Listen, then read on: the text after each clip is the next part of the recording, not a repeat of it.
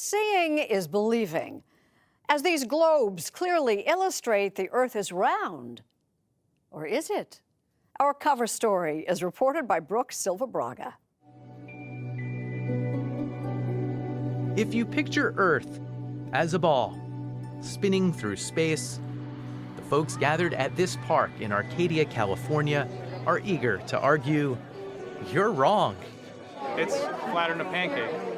They call themselves flat earthers. They insist the Earth is, well, flat. Curvature, I don't know. No one's ever seen it. We're living, they say, on a disk, floating through space, with a tiny sun just overhead. The edge is a wall of ice? The perimeter of flat Earth is a wall of ice. That's what's holding in the ocean. That's what's containing everything. And what's underneath? Well, you know, we haven't dug that deep. Netta Hagler set up the meetup. It's supposedly spinning at 1,000 miles per hour, but we can't feel it. I don't believe I'm spinning right now, no. Probably most people who hear about it will laugh at it, think we're idiots. But we're not idiots. We're intelligent people from all walks of life and all ages. Patricia Steer is one of what you might call the stars of today's Flat Earth movement, which mostly orbits around YouTube. Hey cat, catch the chat. Did you realize the Earth is flat? Now that the plane's at cruising altitude, let's start the time lapse. Flat Earthers have brought levels onto planes to prove they're flying level.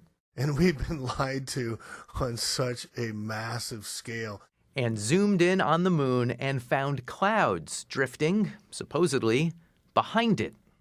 Patricia Steer agreed to play a game of 20 questions, Cosmic Edition. Photos of the Earth from space. Completely and utterly false. Is the sun 93 million miles away? No, the sun is not as far away as we've been told, nor is the moon. They're probably about the same size. How about those photos of the astronauts who look like they're floating around on the space station? Completely fake. Harnesses, wires. Did we really go to the moon? No, we didn't go to the moon, and we don't have a rover on Mars, and we didn't do a flyby of Pluto, and we've never been to space. Period. End of. In short, Flat Earthers don't believe much of anything unless they see it for themselves. They say NASA is just a part of a massive conspiracy. It's a giant game of chess. We, all of us in humanity, are the pawns. Part of the whole flat Earth thing is keeping us locked down, not knowledgeable about who we really are as people and what we're capable of. You think something new is happening?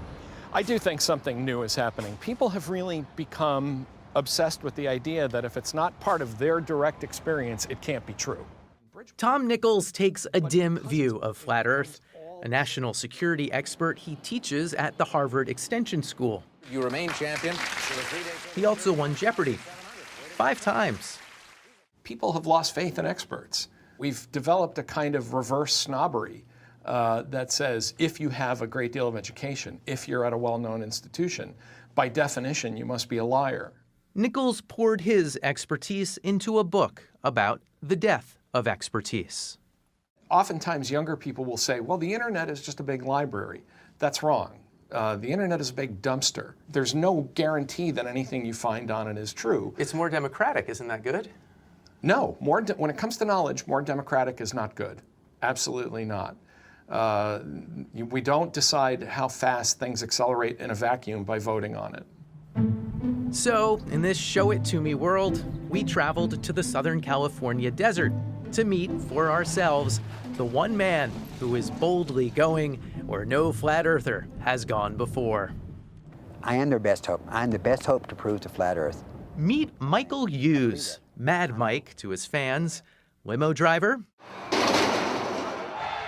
self-styled daredevil, and most recently, do-it-yourself flat Earth explorer.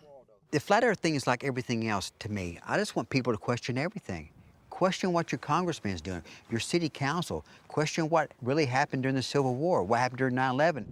And that rocket, sitting outside his house, Mad Mike built it himself. How does one go about finding out how to build a rocket? More trial and error. That's a bunch of it, And actually, You don't get a lot of second chances, though. no, you The don't. rocket business. Yeah, especially when you're about 1,800 feet up. Let's go! Let's go! These things are not easy to do. This past March, Mad Mike actually climbed into his steam-powered rocket and set off to see what he could see. And to the surprise of almost everyone, Mike not only took flight, but landed, more or less intact. All right, Mike! Okay, Mike. We're gonna Mike! This doesn't hurt, nothing hurts, just your back. Cool. True, 1,800 feet is not nearly high enough to properly survey the planet, but Mad Mike now has a plan to go 62 miles up to the edge of space, where he'll be able to see, or not see, the curve of Earth. This model, hanging in his house, shows how he hopes to strap himself to a contraption involving balloons and rockets and blast off. First 20 miles will be with the balloon, and after that, my rocket will fire, pull me through the balloon. And then actually, once the rocket quits firing, I will actually fly like Superman for like another 30 seconds with no power, just up into the atmosphere.